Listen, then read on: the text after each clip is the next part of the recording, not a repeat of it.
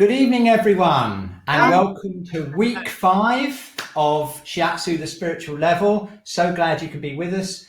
We've had an amazing time over the last 4 weeks. I've learned such a lot. It's been a great pleasure for me to work with Nicola and Dinah on this course, and we've had so much great feedback as well. Thank you for all your emails saying how much you've enjoyed it.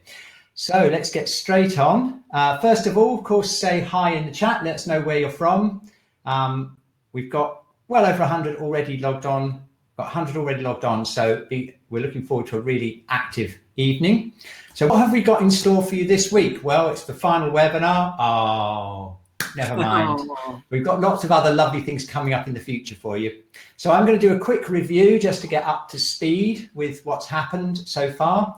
And then really looking forward to Nicola's session. She's going to be taking us like a guide through the spirit world so that we can kind of make sense of different types of energies that we might experience as we do our energy work.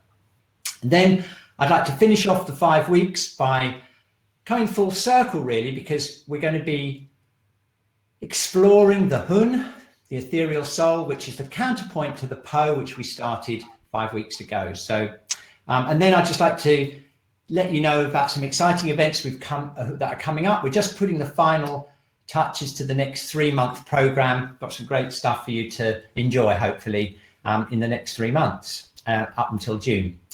So without further ado, let's have a quick look at what we've done already. Well, you probably realized that we've done one of the spiritual levels each week. So we started off with Po, then we did the Yi with Dinah, I did the Shen, Nicola did a session on the Z or the Je, and this week we're going to be getting together to share an experience of the Hun. Weaving in between all of those 5 spiritual levels, we had different topics. We had some basic techniques, some models, and the aura and the meridians in week 1. In week 2, I did a whole thing, if you remember, with alignment, how to practically tune your work, your diagnosis onto different levels. Gave you some homework. That was very interesting. And we did a whole thing on the Hara. And then week 3, we looked at, Nicola took us deeper into the chakras, subos, and the points, treating on the spiritual level. And then last week, very popular feature, we had Dinah sharing her virtues of the meridians that she got from Ted Katchuk, another really interesting area of work. So if you missed that, I really recommend you go on the online course and check out the recording. So here we are, week 5, and it's now, I think, over to Nicola. And would you like to introduce your topic now, Nicola? Yes, I certainly would.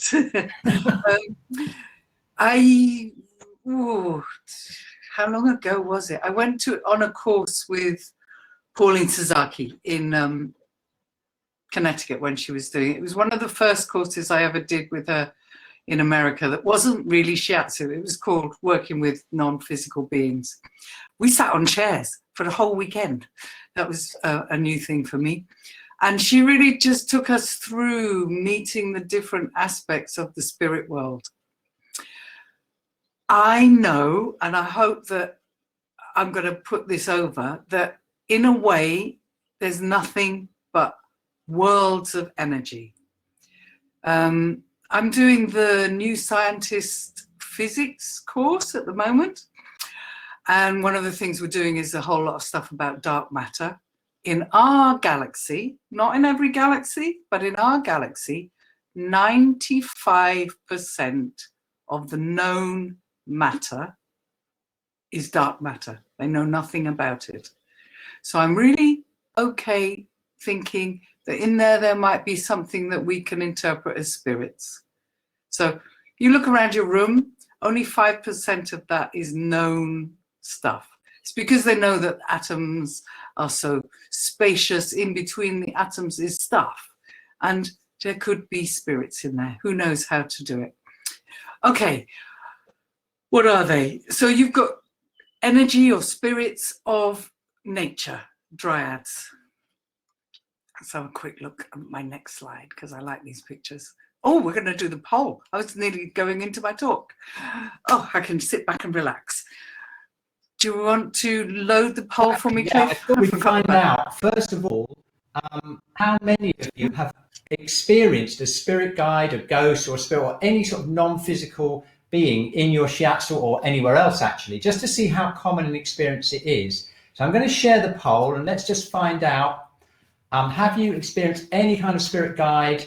Oh, that's a classic shiatsu answer. Nearly everyone, yes. Yeah. It's something that kind of took me by surprise when it happened to me, Nicola. And maybe I can just share that later on, but yeah, it did. Do you want to share it now? While we get the... Okay, so the vast majority, 70% of people have, and nearly 20% are not sure. So maybe they have picked up something, but they're not sure. And only 13% marked it up as no. So there we go, Nicola. You've got a majority. There we go, exactly. Who have experienced that. Oh, so nature spirits. Oh, non-physical beings come first. It's so long since I looked at my slides. Sorry, they're in a different order.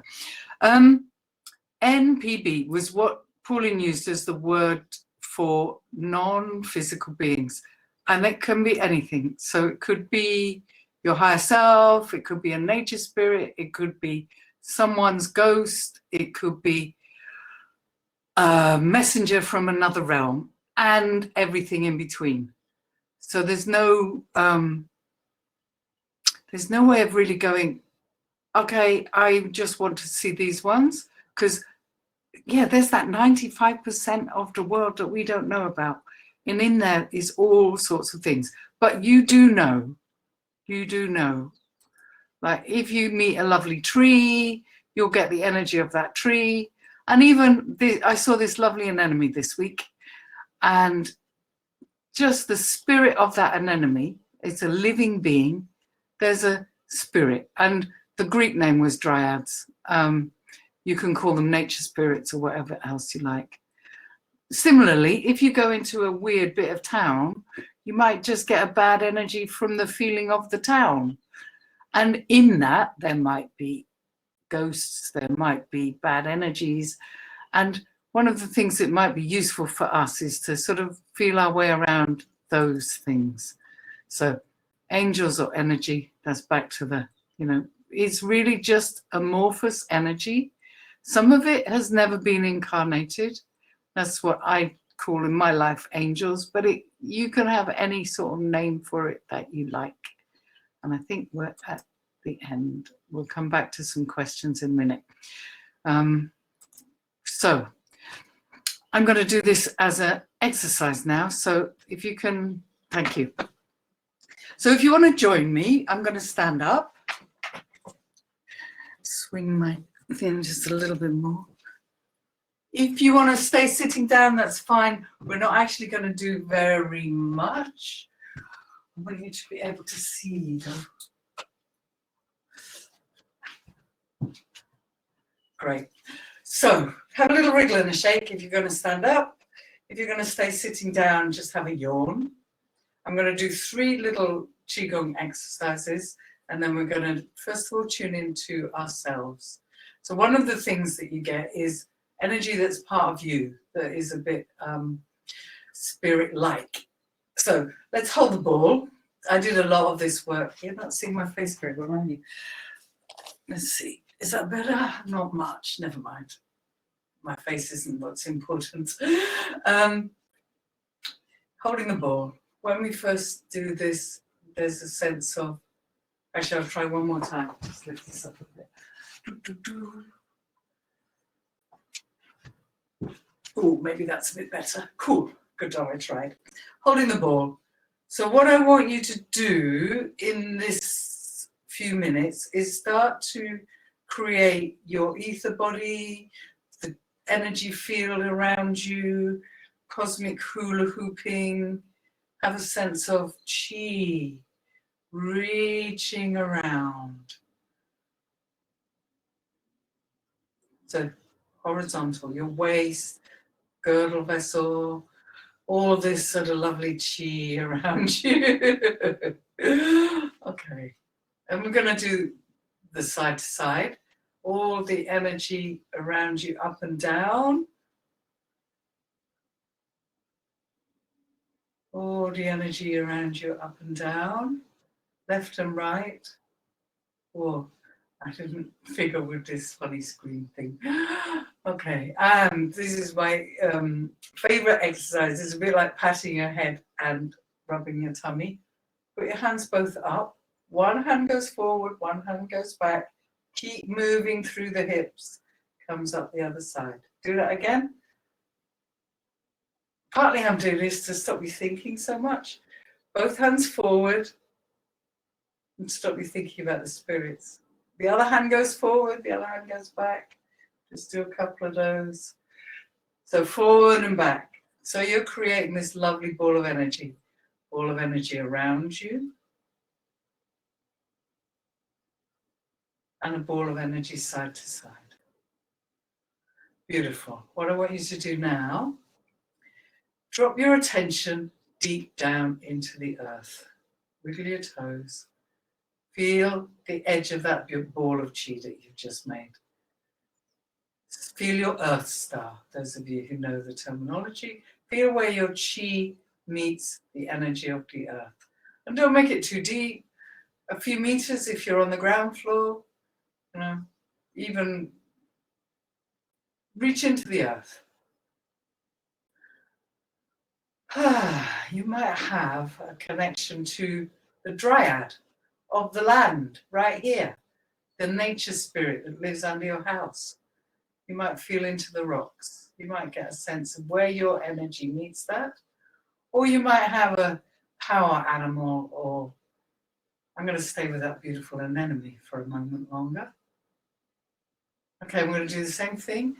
Your heaven star, a few meters above your head, where your energy starts to meet heaven. So we've got earth star down, heaven star up. Maybe you've got a sense of your higher self or your guardian angel. Okay, now I can feel you.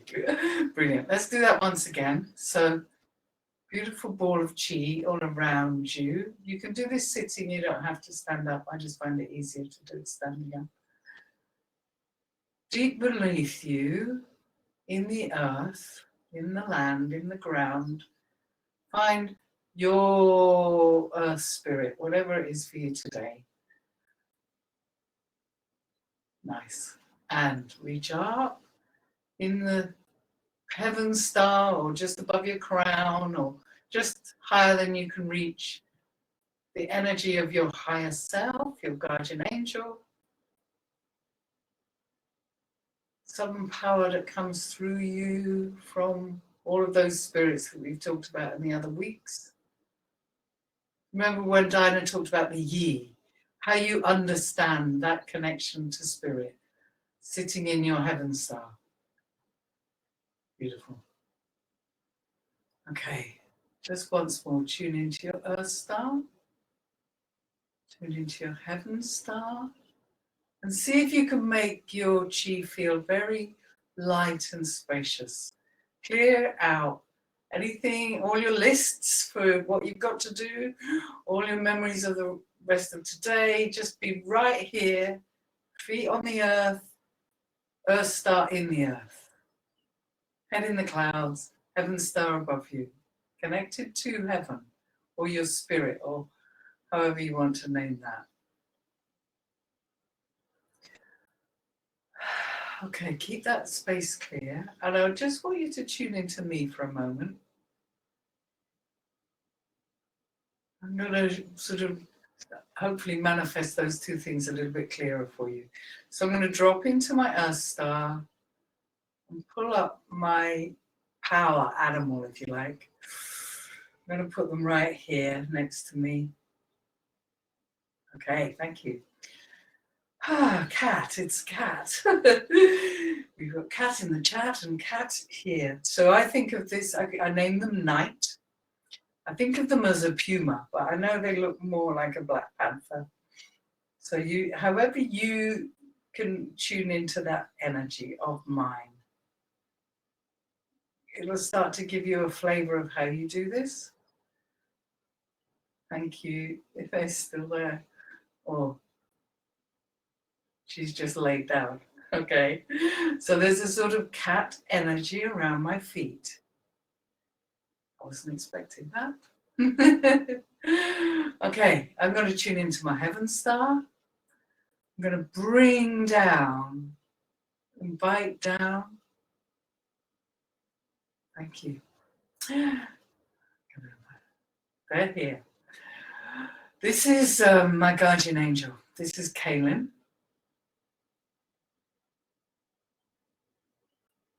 Kaylin first came to me when I was really ill around the millennium. I was really struggling, and Kaylin arrived, and it's not really left since. We're not in the room all the time, but this is, well, I call him an angel. And like I said when I was sitting down, I know there's no such thing as angels like you see on Christmas cards. This is my guardian angel, Kaylin. Oh yes, thank you. So till I said oh yes, he was standing there looking a bit chappish with a sort of golden robe. And right now he's put his wings out. You might get a sense of a bigger energy. Okay, thank you. He's going to stand behind and just help hold this empty space for me. Okay, so you probably got a sense of those two. You did it for yourselves. They're sort of connected to me. So night is very much sort of an anthropomorphic. Oh, I knew I wouldn't be able to say that. Night is very much my energy and just my interpretation of my energy. Kaylin's a bit more a messenger from the beyond, the source, whatever we're going to call it. The Tao will do for today. So from the Tao, the something or nothing comes. And that was Kaylin. Right now, okay, yeah, here she is. I'm going to invite you to tune into this other energy here. See how that feels. This is not me at all.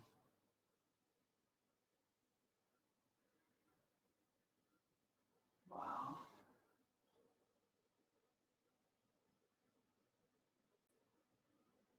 See if you can feel that.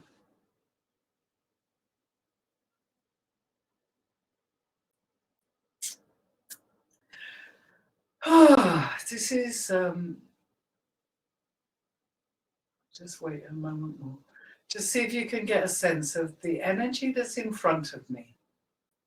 What energy is directly in front of me right now? How would you interpret that?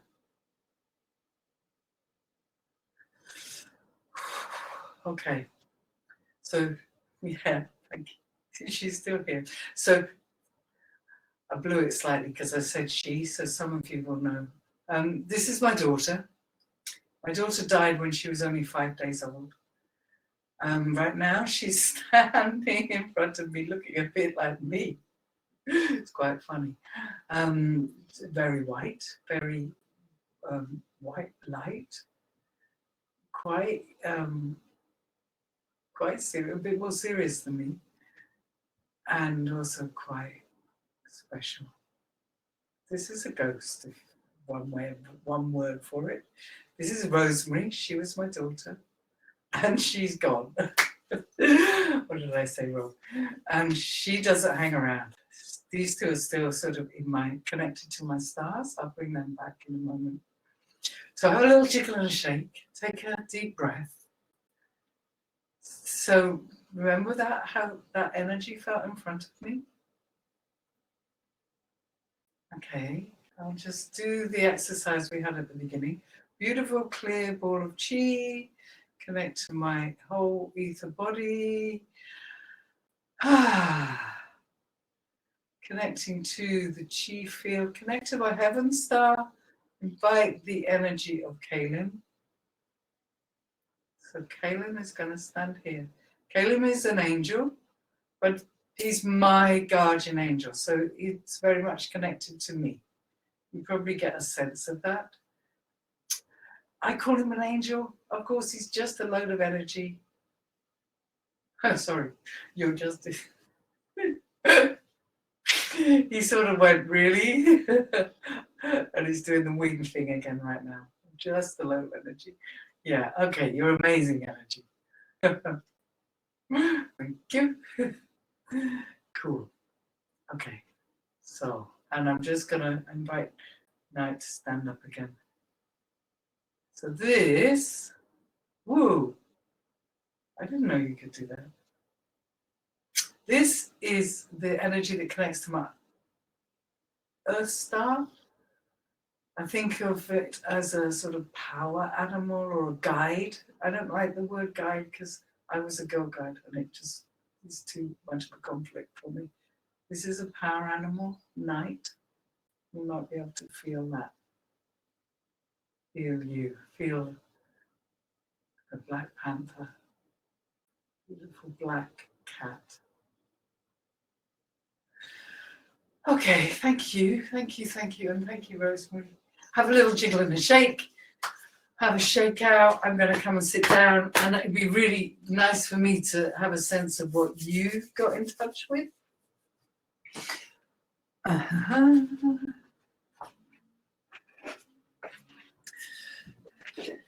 So this is my drawing of Kalim. It's sort of an angel shape, but it's also just a load of energy.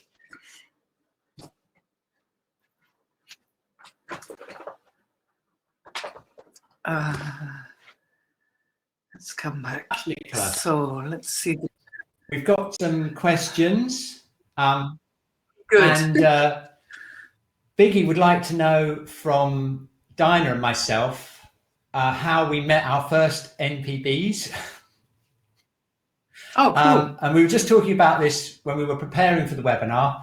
And I've got a bit of a story about that, because I found, and I think probably many of us who have had help from wherever it is beyond, it often happens when we need it the most, when maybe we're struggling with clients that are really ill, or we feel that we need help with our power.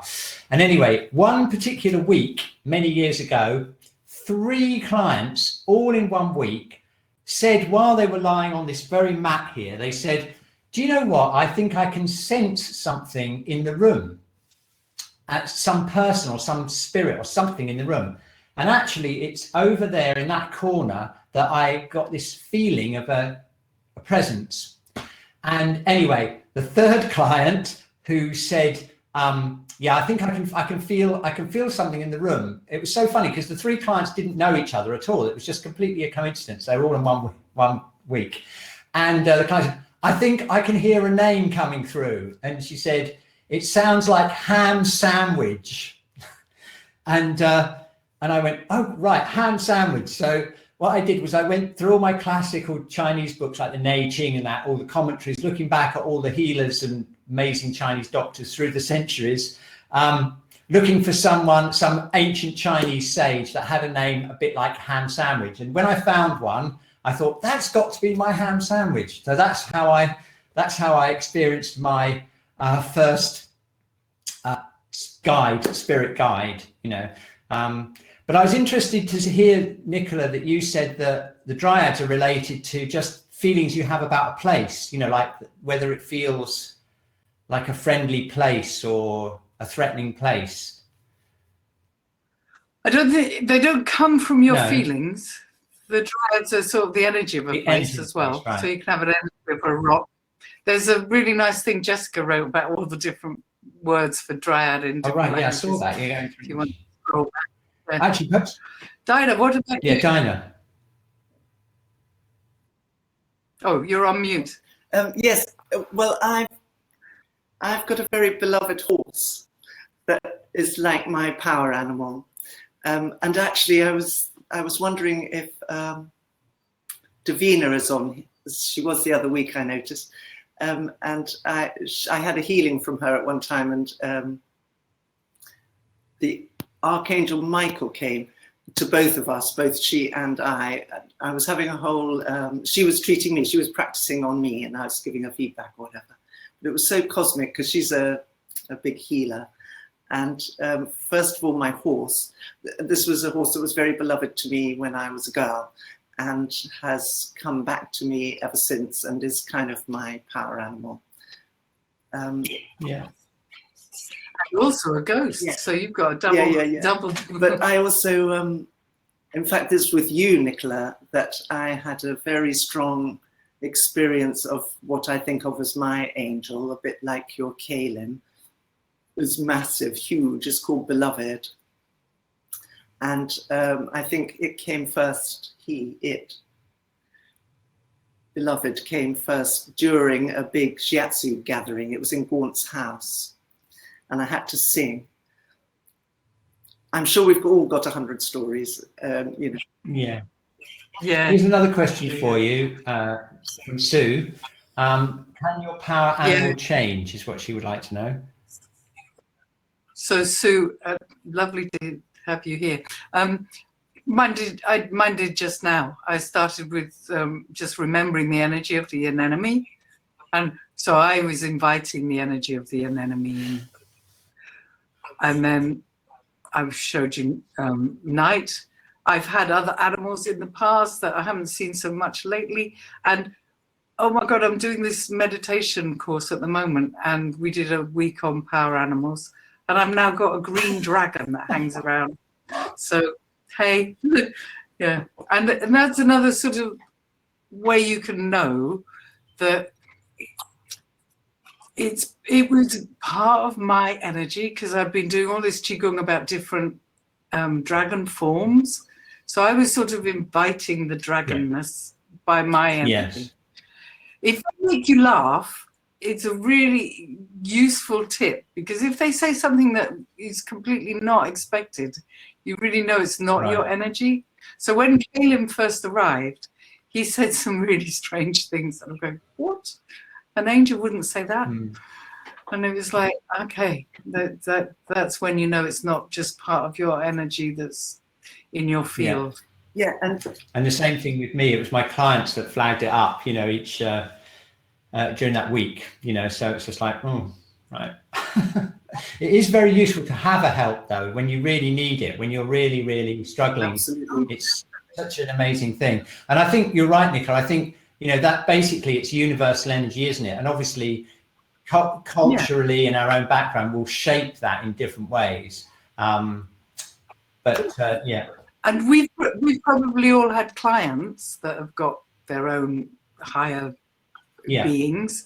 I've got a Buddhist client, and they have Buddhist angels. I mean, they look nothing like our sort of archetype with wings and halos. They're completely different. They're more sort of round, if you like. I think that's quite common as well, isn't it? When you're working with someone bereaved, for example, often you're aware of their person they've lost is with them, or a mother, or whatever it is. Absolutely. So often I feel that. Yeah. And the other I was just going to say one more thing while it was in my mind, which is that in that Ladder of the Soul seminar, Ted Kapchuk talked about the early Chinese concept of what is soul, and an early formulation is that it's an interpenetration of sets of beings and presences in the universe. Yeah. So, and you know, that question about can they change or whatever, of course, it seems to me, you know, because there's a fluidity. It's all, you know, that we are the entire cosmos. It's universal exactly. and take different forms as we do. Sorry. Okay, it's 1:30. I think we should get on to the next one. You said I could have an extra 5 minutes. I just want one or two. One, Sue's just put in the chat about talking to your client's energy. Of course, that's what we're supposed to do in Shiatsu, isn't it? Yeah, we talk to the client's energy, and what I do is I ask if there's any power animals, beings, angels, whatever they're called for my client, and put them in the stars. Because what the exercise we just did is really important, that you clear the energy so there's not other stuff. Strangely, I had to do this today. Someone that I'd been giving treatments to felt that she'd got invaded by her grandmother who was murdered. And so I did a treatment to, first of all, just to clear out the energy, and then to keep clearing the central channels, because we don't need to have that in our field. Even if it is a love person, you don't need them in your field. You need them around you, but not in your energy. So there's a whole thing about letting the central channels be clear. Right. And then, or however you envisage that. And then you know what you're dealing with. And then, of course, invite help from the good ones and keep the other ones at bay. That's my 2 minutes. I thought that Thank you. exercise was really good, Nicola, though. I really did. I felt because it's a very simple thing, isn't it, to just tune into the Earth star or into the Earth and everything and get a quality of it. I didn't really get an animal as such. I got more of an element of feeling of like this, the metallic, almost like a metallic strength coming up through the Earth. It didn't turn into an animal. Dimension. But, The crystal. yeah. Excellent. No, I thought that's got to be a dryad. Crystals. That's the first time I've had a really clear dryad experience. So thank you for that. Excellent. Yeah, brilliant. Cool. Okay, cool. Right. So, would you like? Is there any more questions? I don't think so. Oh no, my goodness, there are 4 now. Wait a minute, hang on. All right, here we go. Micah wants to know. Let's just answer these couple of things. Is it also something we can do after treatments to clean ourselves again? Okay. Oh, if you feel that something's attached, the usual cleaning is important. Wash your hands. And then there's this trick of washing your hands and letting the water go between, not touching the water, so that you turn the tap on and you flow it over your energy, not on your actual hands. That's quite a good thing. If it's still not gone, you can do all the sort of smudging, using smoke, walk in the woods, just dance, any of the things that are your usual way of cleaning up your energy. And look, here's Murray. Have any of your spirits been channeled? This is the question. What do you mean by channeled? Do you think? I think maybe you mean. Is that? I think that's what I was just doing. I guess it is, isn't it? Yeah. When Caleb first arrived, I was really in a bit of a bad state, and I was at a meditation class, and the teacher also engaged with him. So other people have experienced him. I mean, I think you both experienced it just now. So yeah, I think I channel them all the time, and I think other people can channel them. And that's another thing about energy. If we sort of give them a life, so my cat is very much like a cat, because I sort of see it like that. And someone else came in and went, "Oh, your black dog is strange," and they saw it like that. So it is just energy at the end of the day, and we thought form it, if you like. Okay, great. So that's question and answer, the spirits. And now we get on to the Hun. So let's find out how much you know about the Hun, which is the ethereal soul. I'm going to run the poll now and just see what your level is. Do you know nothing about it, some knowledge, a good understanding, or are you an expert? Okay, I'm going to run this poll. Here we go. I'm just going to write it. So the question is the Hun, and do you know nothing about it, something about it, a good understanding, or are you an expert? Exclamation mark. Okay, I'm going to share the poll with you now. So the Hun, do you know nothing about it, something, good knowledge, or an expert? Okay, very good. Look at that. We've got 10% don't know anything about it. So let's see if we can experience it for you. And let's see if we can give you more of a deep understanding if you just answered some, but most of you know something about it. Okay, so I thought what I like to do is I like to do energy exercises, and I like to go straight in, give you an experience, and then we do the theory afterwards, okay? So you need pen and paper, and you need to be able to move around. You can actually do it sitting as well, if you'd like to. I'm going to just go back into the space here, my moving about space, and check this exercise out. What you need to do is you need to draw 4 boxes by doing a cross there, and label them physical, emotional, mental, and spiritual, like this. And I'm going to take you on a journey to explore the Hun. Okay, the Hun is the ethereal soul, and it is associated with the wood element, with the liver and the gallbladder. And what we're going to do is we're going to adapt Masanaga's meridian expression, which is this which way to turn exercise. We're going to adapt that to allow us to experience the energy of the liver and gallbladder on all 4 levels. And when we hit that 4th level, we will be in the zone of the Hun. And you can experience that directly, and we can find out what happens. And I've got a poll ready for when we get to the end of the exercise. It's going to take about 10 or 15 minutes, something like that, to do the exercise. Just need a bit of space, just a little bit of space to move around. And we're going to go on an imaginary journey. We're going to walk along the road, okay? And I want you to just walk on the spot. So you're just kind of like relaxed, everything's loose. It's a nice day. You're walking along through a landscape, okay? And then suddenly you turn a corner and you get to a junction in the road, or a fork in the road. There's a left side and there's a right side, okay? Now, what I'd like you to do now is just close your eyes and imagine someone or something or somewhere down the left road that you really don't want to go to, okay? You really don't want to go there. So it could be anything, maybe from your life, your imagination, down that left road, you don't want to go there, okay? And in comparison, in contrast, down the right road is somewhere you really do want to go. You really want to see someone, or you want to travel somewhere, or you want to experience something down that right side, okay? Got it?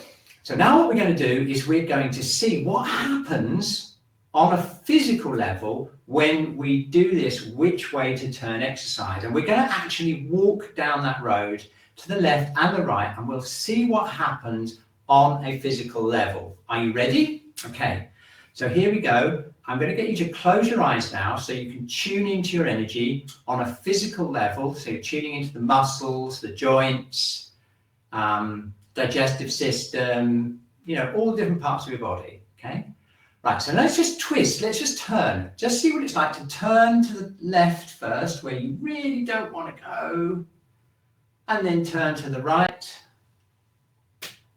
okay? And just see what the difference is in your physical body. Okay, can you feel a difference between the left, where you really don't want to go, and the right, where you really want to go and visit? Okay, now just to make it a little bit stronger, let's force ourselves to turn to the left, and we're going to force ourselves to walk down that road into the left side, down that left road, and just tuning into our physical body. Just notice if there's any areas that tighten up, any areas that feel uncomfortable, anywhere in your body that doesn't feel right. Okay, and we're going to stop because we've had enough, right? And we're going to turn around and we're going to go in the direction of the right road, and we're going to see what happens on the physical level. So now we're going to walk down that right road and just notice how you feel on a physical level. Okay, got it? So we can come back to the center again.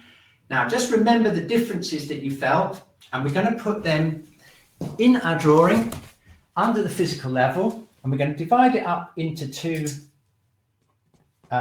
different boxes like this. Okay, so we've got the left and the right, and we're going to draw in how we felt on a physical level on the left one when we went down the left side,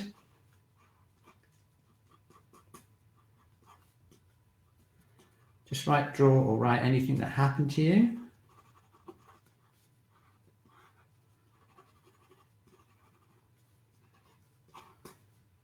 Got it?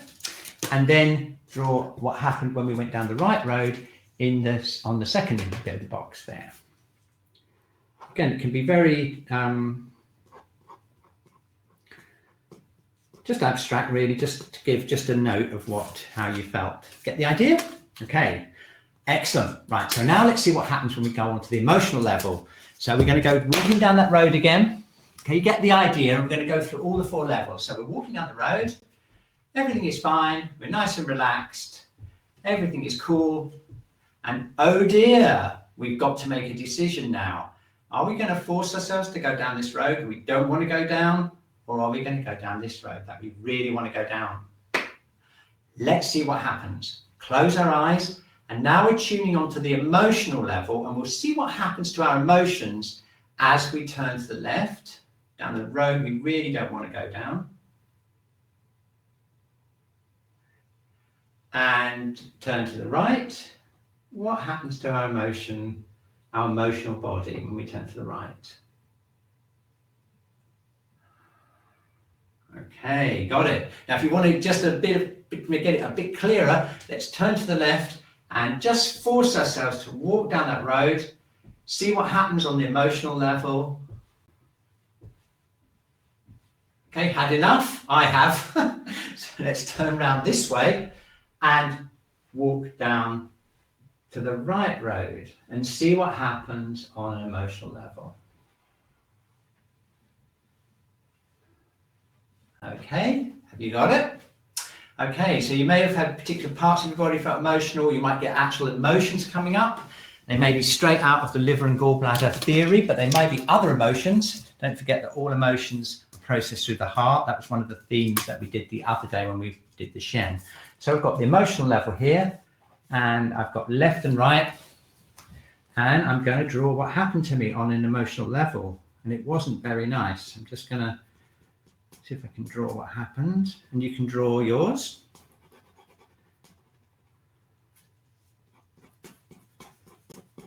Okay, and then on the right hand side, we can draw what happened on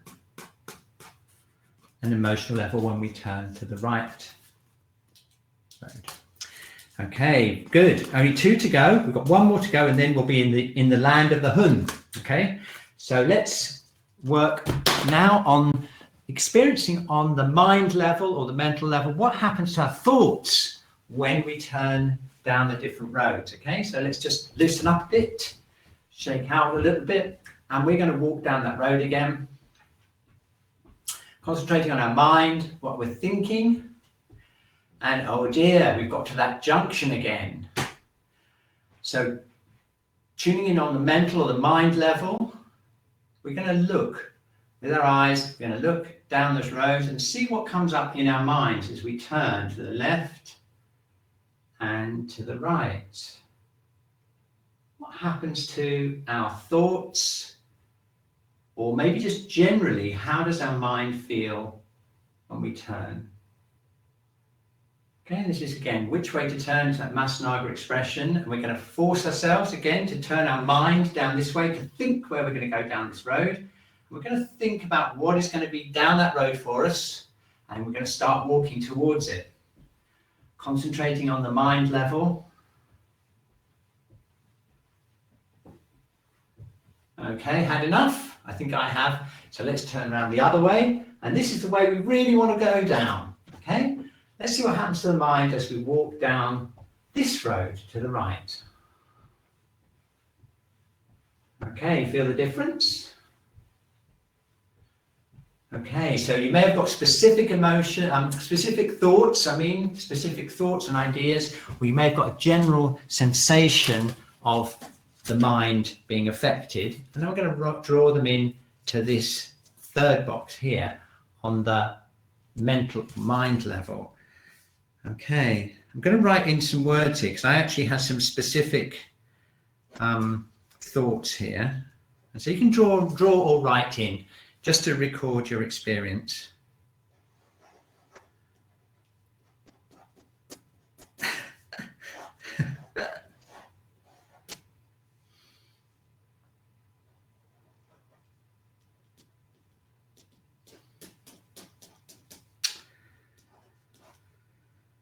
Okay, very good. So finally, that's the kind of warm-up. Physical, emotional, mental. Of course, normally when we do this exercise, generally we get all kinds of information coming in.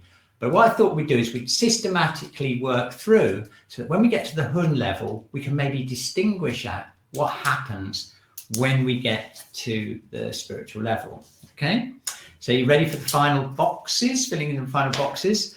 Here we go.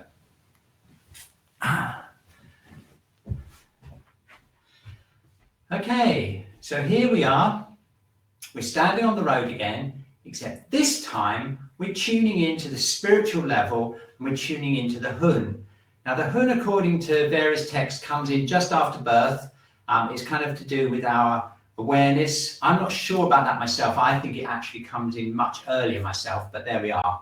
But basically it's the ethereal soul. It's the soul that comes in from the oneness of the universe, the energetic oneness, and it condenses into creating our own individual soul in this incarnation. Now that's really important because that spiritual path through life from our birth or just before or just after our birth, right the way through our life, and it's the ethereal soul, the part of us that passes on once the the material body, is decomposing and it stays in the ground if you're buried or burnt if you're cremated. So in other words, the dissolves and it's the Hun that's the part of you that goes beyond you. So that's our journey with the Hun. It's a spiritual path through life. So let's check out how our spiritual path through life, our Hun, how it reacts to making a decision about the left and the right road. Okay, now this will depend a little bit on what you've chosen to put down your road, down either of your roads, but let's do an experiment and see what happens. Okay, so now we're going to align ourselves, just like Nicola did with her exercise. We're going to place more emphasis on the upper heavens soul star chakra, because that will give us more of an elevated energetic response to our field, and we're going to float down that road as an ethereal soul. Okay, so this is our Hun. It's having a nice day out, everything is nice and fluid. But now our Hun has come to the same junction that we had before. Okay, we've got the road that we didn't want to go down before and the road we do want to go down. So let's see what happens when we do our turning. Okay, so we're going to tune into our alignment, get in touch with our spiritual level energy. Okay, and now with that spiritual level connection, we're going to turn to the left and we're going to turn to the right. Okay, check that out.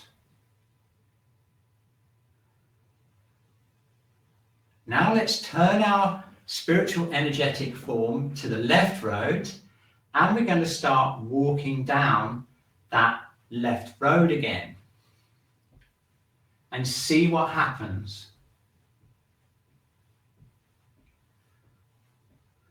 Very good. Okay, got that? And now we're going to turn around the other way to the way we really want to go down. At least that's what we wanted to do before on the other levels. And we're going to walk down that road.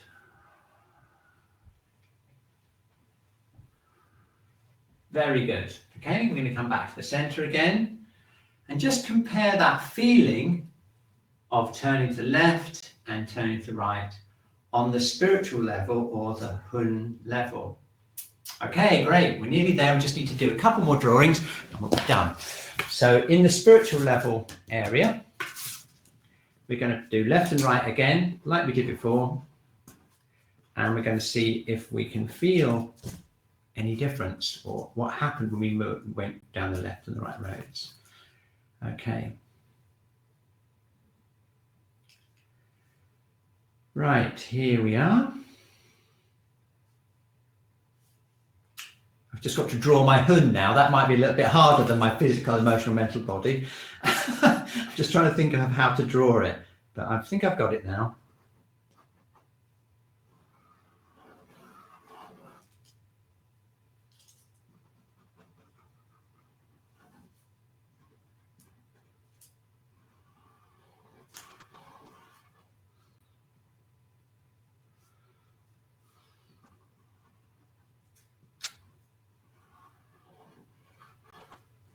Okay, very good. Okay, so that feeling of being in your path through life, the ethereal soul, is what you experience in this exercise, which way to turn. Now, this is very interesting because, and I've got a poll for this, I've got some amazing stuff in the chat already. Okay, very, very, very good. Okay, so anyway, you can have a look at my pictures. You can see there's quite a bit of difference. But what I'd really like to know is what happened when you got to the spiritual level. Now, I think most of you probably agree that it's not very nice generally walking down that road you don't want to go down. And it can bring up some quite physical reactions. You can sometimes get pains in the joints or just, and then emotionally you might feel a bit constricted. Maybe your mind gets clouded up with thoughts. But what about on the spiritual level? Was it really that, how different was it? The question I'm asking is, was the quality of the difference between the left and the right roads different on the spiritual level? I'm going to run that poll. So when you experienced the spiritual level, the left and right, did it have a different quality from the other levels? Let's just see. Okay, most of you found it did. And I've got a question for you about that. And the reason that I'm asking the question is because when I've done this in class, sometimes people have had a very interesting reaction to this, which is what's happened to them is when they've gone onto the spiritual level, they've actually felt no difference between going down the difficult road or the good road. And that's to do with the fact that that's to do, I believe, because the Hun itself is on the border of duality. So in other words, if you go just that little bit further out into the oneness, you may get a sensation that actually it makes no difference which road you go down. And that links again with the Taoist view that as incarnated beings, we don't have enough perspective to know what is difficult and what is an easy road, because it could be that the difficult road or that person that you need to meet was needed for your actual spiritual growth. And so when we get to the Hun level, it can be transcended.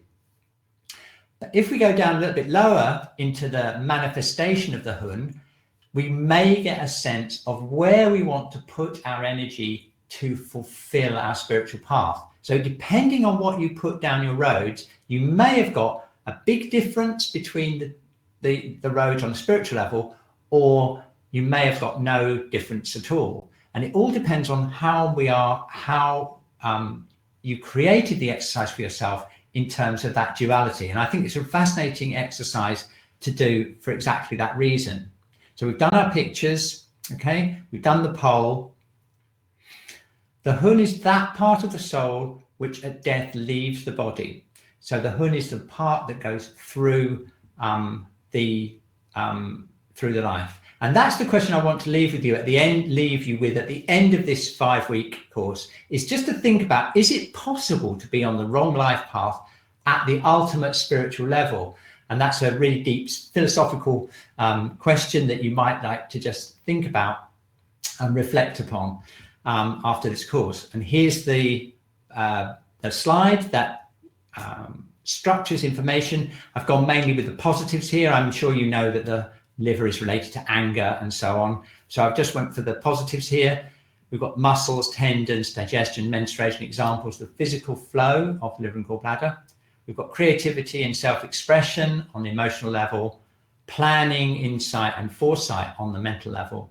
And then finally, on the spiritual level, when we get to that level, we've got the ethereal soul or the life path.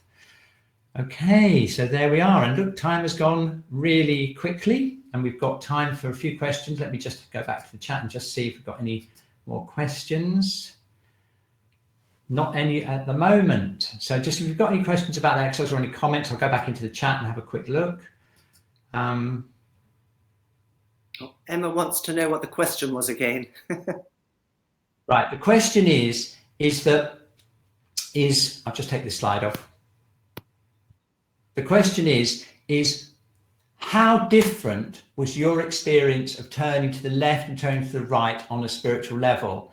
And that will depend on where your level of duality is in terms of your experience of the Hun. Okay, so the reason I mention that is because what I found in class is that when people get to the spiritual level, they actually hit a completely different level from the physical, emotional, mental level, where they actually find this area of freedom where basically it's like kind of a serenity. Wherever you go, if you can get beyond that dualistic thing, you're not judging things as good or bad anyway. So you're just being, you're getting to a state of being, what the Buddhists call wisdom beyond wisdom beyond differentiation, you know? So I just thought you might like to just experiment with that and see how you got on. So Emma, again, Emma's still not quite clear. Yeah. So the question is it possible to be on the wrong path, life path, at a spiritual level? That was the question. Yes, that's the question. Yeah, that's right. Yeah, I'll just put that up again. This is the what I'd like you to think about. Is it possible to be on the wrong life path at the spiritual level? And that depends on whether you're still at a level of duality or you've transcended that. And that's definitely happened to people in class when they've got to that And level. quite a lot of people in the chat So, anyway. had that experience as well, as did I. It was cool. It was so dramatic. Yes. Because they were just floating and it didn't matter which way you went because it was all cool. Exactly. Yeah, that's right. Yeah, exactly. So there we go. And it's really good. Any advice if you're on the wrong spiritual path, Sue? Yes, definitely. Have a shiatsu.